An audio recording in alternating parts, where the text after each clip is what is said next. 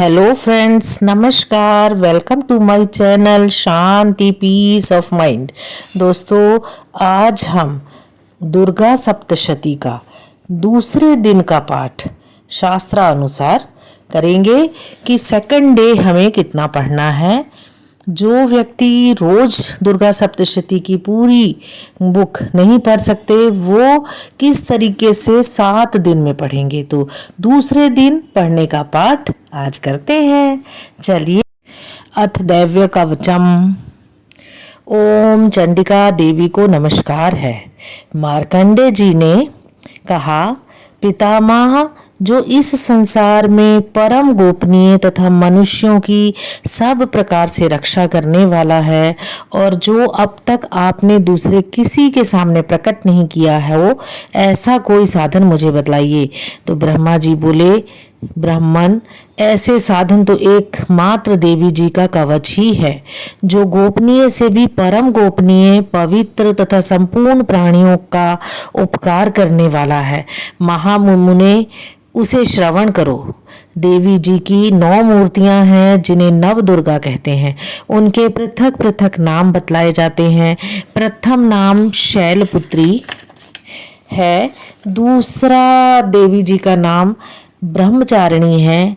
तीसरा देवी जी का स्वरूप चंद्रघंटा है। चौथा देवी स्वरूप कुष्मांडा है। 5वीं दुर्गा जी का नाम स्कंद माता है। देवी जी के छठे रूप को कात्यायनी कहते हैं। 7वां कालरात्रि है। 8वां स्वरूप महागौरी के नाम से प्रसिद्ध है और 9वीं दुर्गा जी का नाम सिद्धिदात्री है। ये सब नाम सर्वज्ञ महात्मा वेद भगवान के द्वारा ही प्रतिपादित हुए हैं। जो मनुष्य अग्नि में जल रहा हो, रणभूमि में शत्रुओं से घिर गया हो, विषम संकट में फंस गया हो तथा सब प्रकार के भय से आतुर होकर जो भगवती दुर्गा की शरण में प्राप्त हुए हो, उनका कोई भी अमंगल नहीं होता। युद्ध के समय संकट में पड़ने पर भी उनके ऊपर कोई विपत्ति नहीं दिखाई देती। उन्हें शोक, दुख और भय की प्राप्ति नहीं होती। जिन्होंने भक्ति पूर्वक देवी का स्मरण किया है, उनका निश्चय ही अभ्युदय होता है। देवेश्वरी, जो तुम्हारा चिंतन करते हैं, उनकी तुम निसंदेह रक्षा करती हो। चामुंडा देवी प्रेत पर आरूढ़ होती है। बाराही भैंसे पर सवारी करती है। ऐन्द्री का वाहन ऐरावत हाथी है। वैष्णवी देवी गरुड़ पर आसन जमाती हैं। माहेश्वरी वृषभ पर आरूढ़ होती हैं। कौमारी का वाहन मयूर है। भगवान विष्णु की प्रियतमा लक्ष्मी देवी कमल के आसन पर विराजमान है और हाथों में कमल धारण किए हुए हैं। वृषभ पर आरूढ़ ईश्वरी देवी ने श्वेत रूप धारण कर रखा है और ब्राह्मी देवी हंस पर बैठी हुई हैं और सब प्रकार के आभूषणों से विभूषित हैं। इस प्रकार ये सभी माताएं सब प्रकार की योग शक्तियों से संपन्न हैं। इनके सिवा और भी बहुत सी देवियां हैं जो अनेक प्रकार के आभूषणों की शोभा से युक्त तथा नाना प्रकार के रत्नों से सुशोभित हैं। ये सभी देवियां क्रोध में भरी हुई हैं और भक्तों की रक्षा करने के लिए रथ पर बैठी दिखाई देती हैं।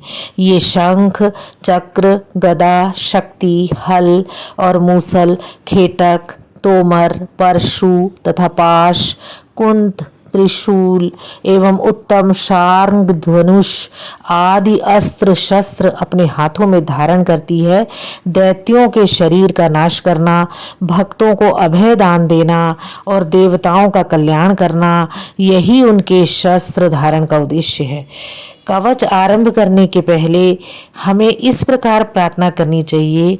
महान रौद्र रूप, अत्यंत घोर पराक्रम, महान बल और महान उत्साह वाली देवी, तुम महान भय का नाश करने वाली हो, तुम्हें नमस्कार है। तुम्हारी ओर देखना भी कठिन है। शत्रुओं का भय बढ़ाने वाली जगदम्बिके, मेरी रक्षा करो। पूर्व दिशा में ऐन्द्री मेरी रक्षा करे। अग्निकोण में अग्नि शक्ति रक्षा करे। दक्षिण दिशा में वाराही तथा नैऋत्य कोण में खड्गधारिणी मेरी रक्षा करे। पश्चिम दिशा में वारुणी और वायव्य कोण में मृग पर सवारी करने वाली देवी मेरी रक्षा करे। उत्तर दिशा में कौमारी और ईशान कोण में शूल धारिणी देवी रक्षा करे। ब्रह्माणी तुम ऊपर की ओर से मेरी रक्षा करो। वैष्णवी देवी नीचे की ओर से मेरी रक्षा करे।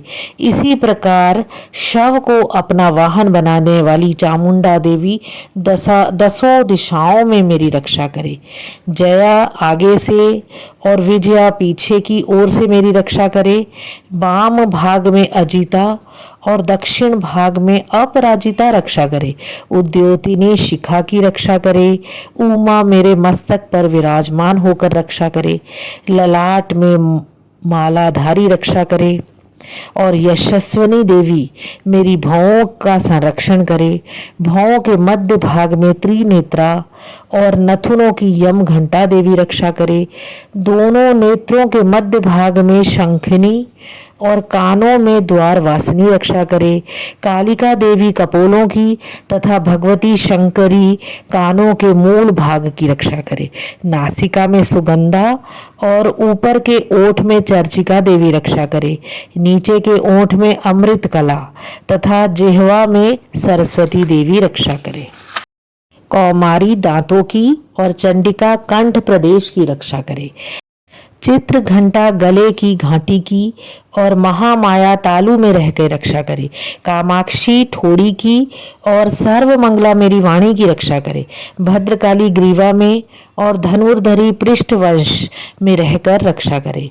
कंठ के बाहरी भाग में नीलगेवा और कंठ की नली में नलकुबरी रक्षा करे। दोनों कंधों में खड़गनी और मेरी दोनों भुजाओं की वज्रधारणी रक्षा करे। दोनों हाथों में दंडनी और अंगुलियों में अंबिका रक्षा करे। शूलेश्वरी नखों की रक्षा करे।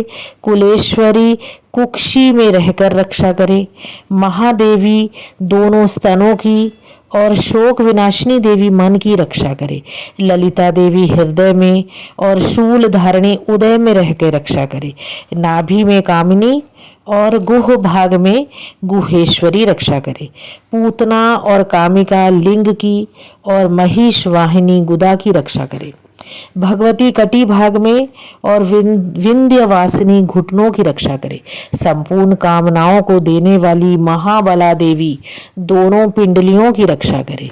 नारसिंही दोनों घुटियों की और तेजसी देवी दोनों चरणों के पृष्ठ भाग की रक्षा करे।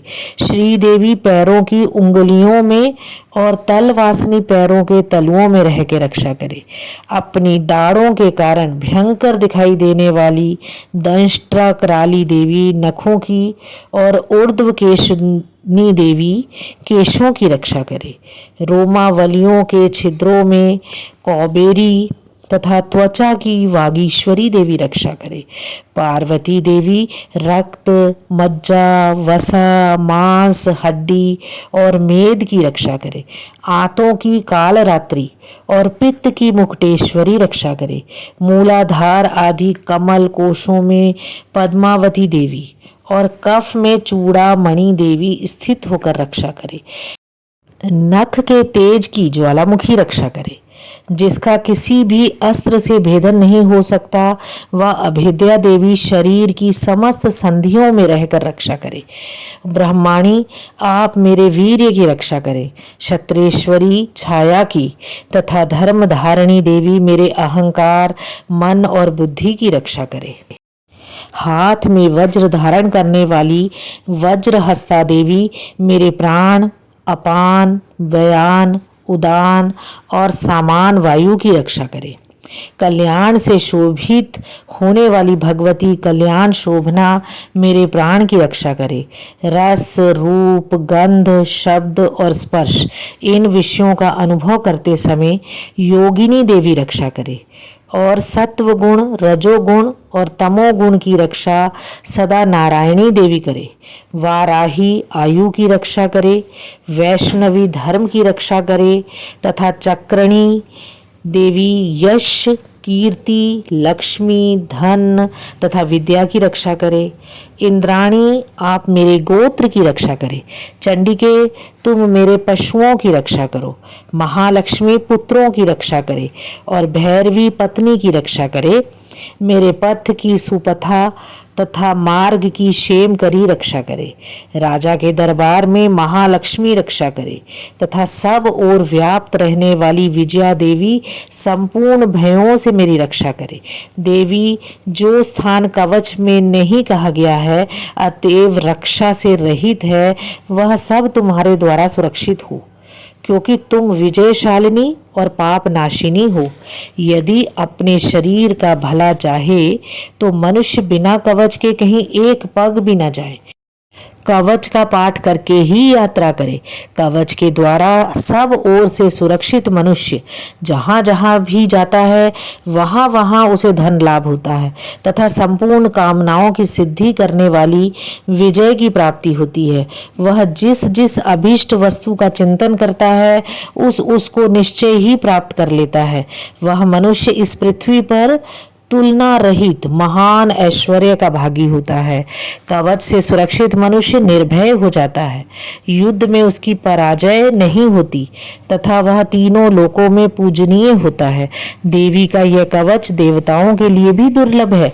जो प्रतिदिन नियम पूर्वक तीनों संध्याओं के समय श्रद्धा के साथ इसका पाठ करता है उसे दैवीय कला प्राप्त होती है तथा वह तीनों लोकों में कहीं भी पराजित नहीं होता।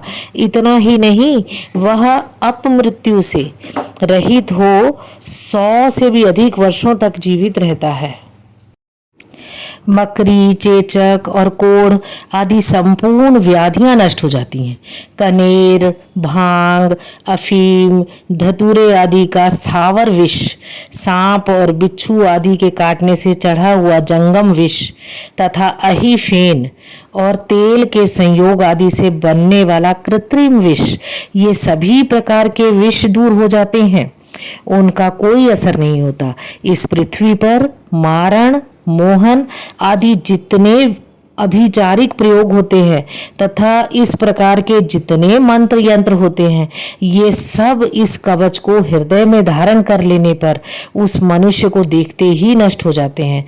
ये ही नहीं, पृथ्वी पर विचरने वाले ग्राम देवता, आकाशचारी, देव विशेष, जल के संबंध से प्रकट होने वाले गण, उपदेश मात्र से सिद्ध होने वाले निम्न कोटि के देवता, अपने जन्म के साथ प्रकट होने वाले देवता, कुल देवता, माला, डाकिनी, शाकिनी, अंतरिक्ष में विचरने वाली अत्यंत बलवती भयानक डाकनियाँ, ग्रह, भूत, पिशाच, यक्ष, गंधर्व, राक्षस, ब्रह्म राक्षस, बेताल, कुष्मांड और भैरव आदि अनिष्ट कारक देवता भी हृदय में कवच धारण किए रहने पर उस मनुष्य को देखते ही भाग जाते हैं।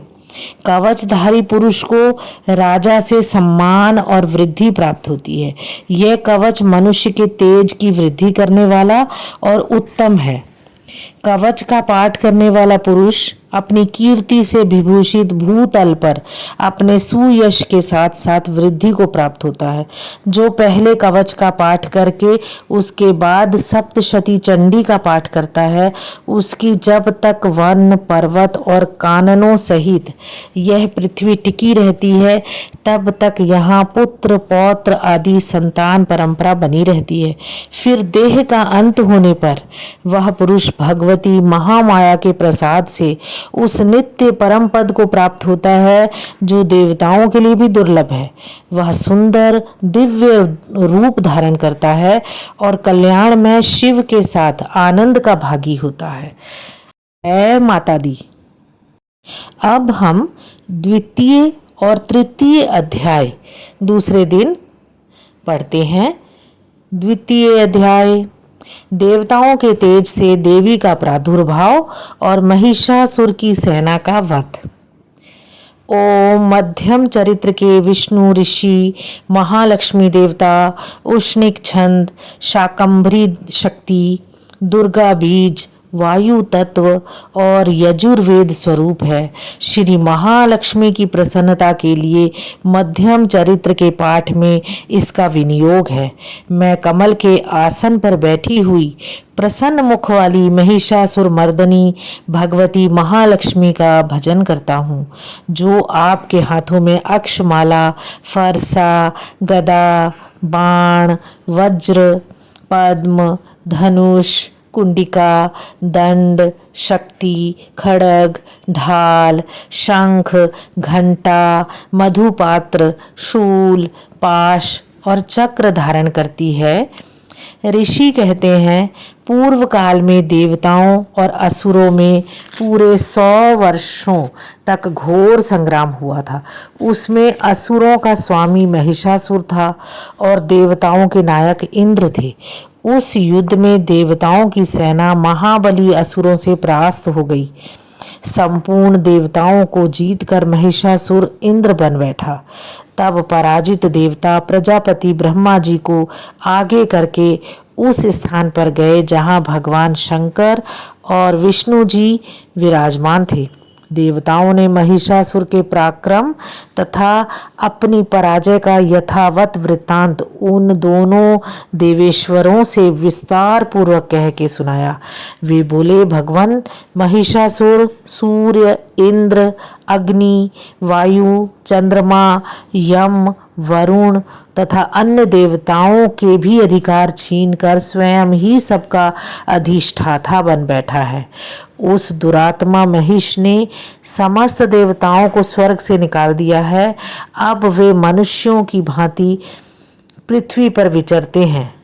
दैत्यों की यह सारी करतूत हमने आप लोगों से कह सुनाई। अब हम आपकी ही शरण में आए हैं, उसके वध का कोई उपाय सूचिए। इस प्रकार देवताओं के वचन सुनकर भगवान विष्णु और शिव ने दैत्यों पर बड़ा क्रोध किया। उनकी भौहें तन गई, मुंह टेढ़ा हो गया। तब अत्यंत कोप में भरे हुए चक्रपाणी श्री विष्णु जी के मुख से एक महान तेज प्रकट हुआ। इसी प्रकार ब्रह्मा, शंकर तथा इंद्र आदि अन्यान्य देवताओं के शरीर से भी बड़ा भारी तेज निकला। वह सब मिलकर एक हो गया। महान तेज का वह पुंज जाज्वल्यमान पर्वत सा जान पड़ा। देवताओं ने देखा, वहां उसकी ज्वालाएं संपूर्ण दिशाओं में व्याप्त हो रही हैं। संपूर्ण देवताओं के शरीर से प्रकट हुए उस तेज की कहीं तुलना नहीं थी। एकत्रित होने पर वह एक नारी के रूप में परिणित हो गया और अपने प्रकाश से तीनों लोकों में व्याप्त जान पड़ा। भगवान शंकर का जो तेज था, उससे उस देवी का मुख प्रकट हुआ। यमराज के तेज से उसके सिर के बाल निकल आए। श्री विष्णु भगवान के तेज से उसकी भुजाएं उत्पन्न हुई। चंद्रमा के तेज से दोनों स्तनों का और इंद्र के तेज से मध्य भाग का प्रादुर्भाव हुआ। वरुण के तेज से जंघा और पिंडली तथा पृथ्वी के तेज से नितंब भाग प्रकट हुए। ब्रह्मा के तेज से दोनों चरण और सूर्य के तेज से उसकी अंगुलियां हुई और वसुओं के तेज से हाथों की अंगुलियां और कुबेर के तेज से नासिका प्रकट हुई। उस देवी के दांत प्रजापति के तेज से, तीनों नेत्र अग्नि के तेज से प्रकट हुए। उसकी भौएं संध्या के और कान वायु के तेज से उत्पन्न हुए। इसी प्रकार अन्यान्य देवताओं के तेज से भी उस कल्याणमयी देवी का आविर्भाव हुआ। तदंतर समस्त देवताओं के तेज पुंज से प्रकट हुई देवी को देखकर महिषासुर के सताए हुए देवता बहुत प्रसन्न हुए। पिनाकधारी भगवान शंकर ने अपने शूल से एक शूल निकालकर उन्हें दिया। फिर भगवान विष्णु ने भी अपने चक्र से चक्र उत्पन्न करके भगवती को अर्पण किया। वरुण ने भी शंख भेंट किया और अग्नि ने उन्हें शक्ति दी और वायु ने धनुष और वाण से भरे हुए 2 तरकश प्रदान किए। सहस्र नेत्रों वाले देवराज इंद्र ने अपने वज्र से वज्र उत्पन्न करके दिया। ऐरावत हाथी से उतार कर एक घंटा भी प्रदान किया।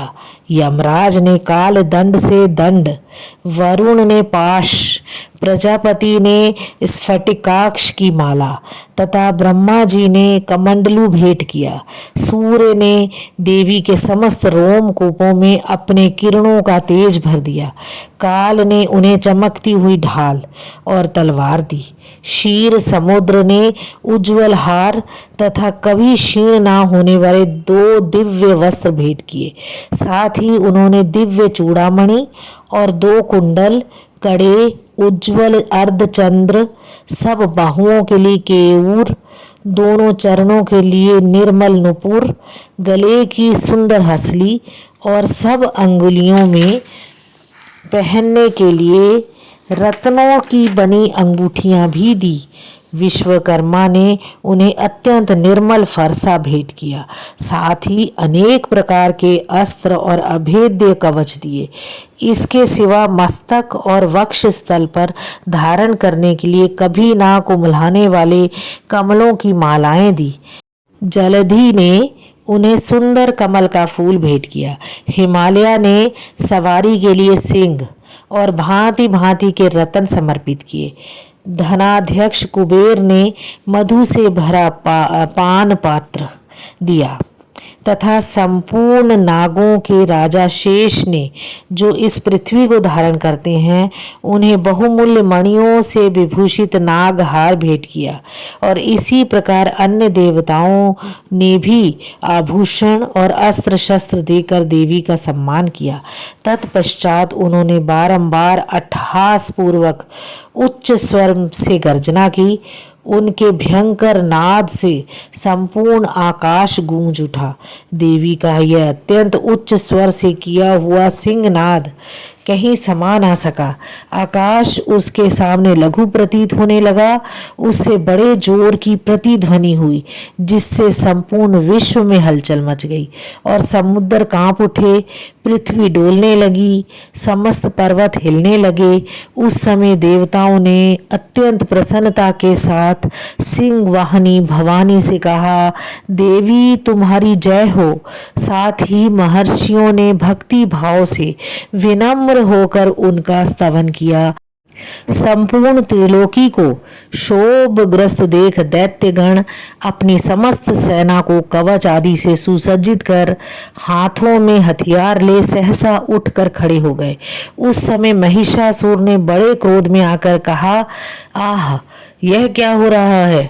फिर वह संपूर्ण असुरों से घिरकर उस सिंहनाद की ओर लक्ष्य करके दौड़ा और आगे पहुंचकर उसने देवी को देखा, जो अपने प्रभा से तीनों लोगों को प्रकाशित कर रही थी। उनके चरणों के भार से पृथ्वी दबी जा रही थी। माथे के मुकुट से आकाश में रेखा सी खिंच रही थी तथा वे अपने धनुष की टंकार से 7 पातालों को शुद्ध किए देती थी। देवी अपनी हजारों भुजाओं से संपूर्ण दिशाओं को आच्छादित करके खड़ी थी। तदंतर उनके साथ दैत्यों का युद्ध छिड़ गया। नाना प्रकार के अस्त्र शस्त्रों के प्रहार से संपूर्ण दिशाएं उद्भासित होने लगी। चिक्षुर नामक महान असुर महिषासुर का सेनानायक था। वह देवी के साथ युद्ध करने लगा। अन्य दैत्यों की चतुरंगिनी सेना साथ लेकर चामर भी लड़ने लगा। 60,000 रथियों के साथ आकर उदग्र नामक महादैत्य ने लोहा लिया। 1 करोड़ रथियों को साथ लेकर महाहनु नामक दैत्य युद्ध करने लगा, जिसके रोए तलवार के समान तीखे थे। वह असीलोमा नामक का महादैत्य 5 करोड़ रथी सैनिकों सहित युद्ध में आ डटा। 60 लाख रथियों से घिरा हुआ बाष्कल नामक दैत्य भी उस युद्ध भूमि में लड़ने लगा। परिवारित नामक राक्षस हाथी सवार और घुड़सवारों के अनेक दलों तथा 1 करोड़ रथियों की सेना लेकर युद्ध करने लगा। बिड़ाल नामक दैत्य 5 अरब रथियों से घिर कर लोहा लेने लगा। इनके अतिरिक्त और भी हजारों महादैत्य रथ, हाथी और घोड़ों की सेना साथ लेकर वहां देवी के साथ युद्ध करने लगे। स्वयं महिषासुर उस रणभूमि में कोटि कोटि सहस्त्र रथ, हाथी और घोड़ों की सेना से घिरा हुआ खड़ा था। वे दैत्य देवी के साथ तोमर, भिंदीपाल, शक्ति, मूसल, खड़ग, परशु और पटिश आदि अस्त्र शस्त्रों का प्रहार करते हुए युद्ध कर रहे थे। कुछ दैत्यों ने उन पर शक्ति का प्रहार किया, कुछ दैत्यों ने पाश फेंके तथा कुछ दूसरे दैत्यों ने खड़ग प्रहार करके देवी को मार डालने का उद्योग किया।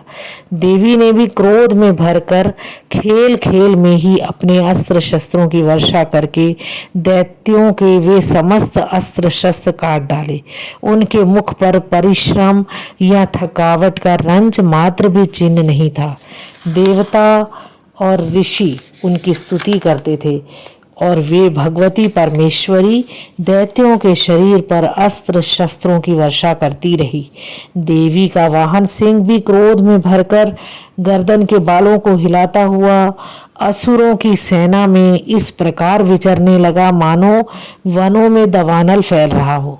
रणभूमि में दैत्यों के साथ युद्ध करती हुई अंबिका देवी ने जितने निश्वास छोड़े वे सब तत्काल सैकड़ों हजारों गणों के रूप में प्रकट हो गए और परशु, भिंदीपाल, खड़ग और पट्टिश आदि अस्त्रों द्वारा असुरों का सामना करने लगे। देवी की शक्ति से बढ़े हुए ये गण असुरों का नाश करते हुए नगाड़ा और शंख आदि बजाने लगे। उस संग्राम महोत्सव में कितने ही गण मृदंग बजा रहे थे।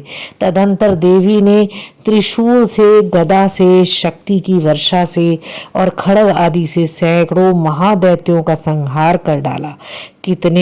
कितनों को घंटे के भयंकर नाद से मूर्छित कर मार डाला। बहुतेरे दैत्यों को पाश से बांधकर धरती पर घसीटा। कितने ही दैत्य उनकी तीखी तलवार की मार से दो दो टुकड़े हो गए। कितने ही गदा की चोट से घायल हो धरती पर सो गए, जिसे छाती फट जाने के कारण पृथ्वी पर ढेर हो गए।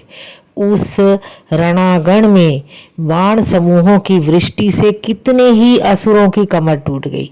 बाज की तरह झपटने वाले देव पीड़क दैत्यगण अपने प्राणों से हाथ धोने लगे। किन्हीं की बाहें छिन्न भिन्न हो गई, कितनों की गर्दनें कट गई। कितने ही दैत्यों के मस्तक कट कट कर गिरने लगे। कुछ लोगों के शरीर मध्य भाग में ही विदीर्ण हो गए और कितने ही महादैत्य जांघें कट जाने से पृथ्वी पर गिर पड़े।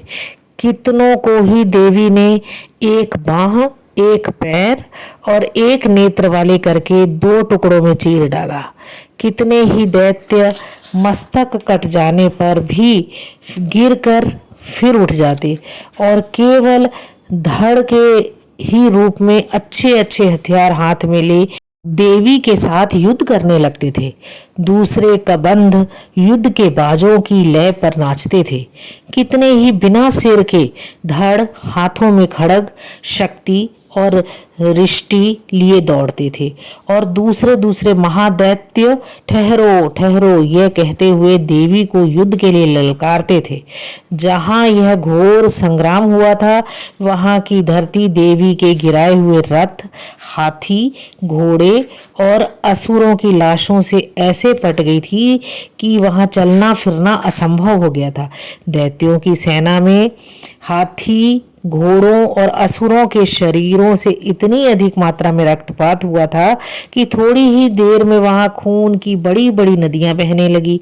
जगदम्बा ने असुरों की विशाल सेना को क्षण भर में नष्ट कर दिया। ठीक उसी तरह जैसे तृण और काठ के भारी ढेर को आग कुछ ही क्षणों में भस्म कर देती है, और वह सिंह भी गर्दन के बालों को हिला हिलाकर जोर जोर से गर्जना करता हुआ दैत्यों के शरीर से मानो उनके प्राण चुन लेता था और वहां देवी के गणों ने भी उन महादैत्यों के साथ ऐसा युद्ध किया कि जिससे आकाश में खड़े हुए देवता गण उन पर संतुष्ट हुए और फूल बरसाने लगे।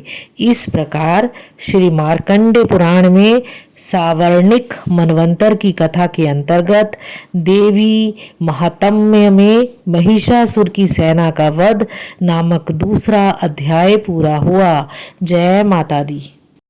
तृतीय अध्याय, सेनापतियों सहित महिषासुर का वध।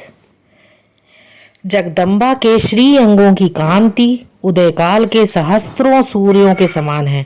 वे लाल रंग की रेशमी साड़ी पहने हुए हैं। उनके गले में मुंड माला शोभा पा रही है। दोनों स्तनों पर रक्त चंदन का लेप है। वे अपने कर कमलों में जप मालिका, विद्या और अभय तथा वर नामक मुद्राएं धारण किए हुए हैं। 3 नेत्रों से सुशोभित मुखारविंद की बड़ी शोभा हो रही है।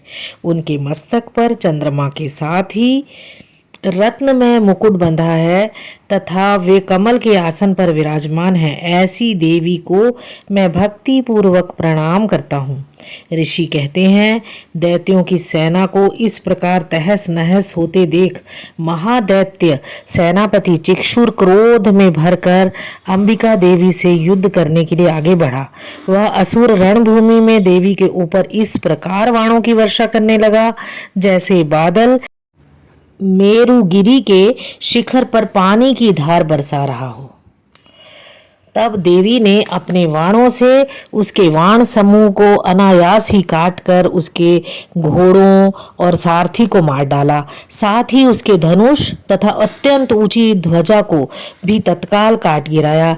धनुष कट जाने पर उसके अंगों को अपने बाणों से बींध डाला।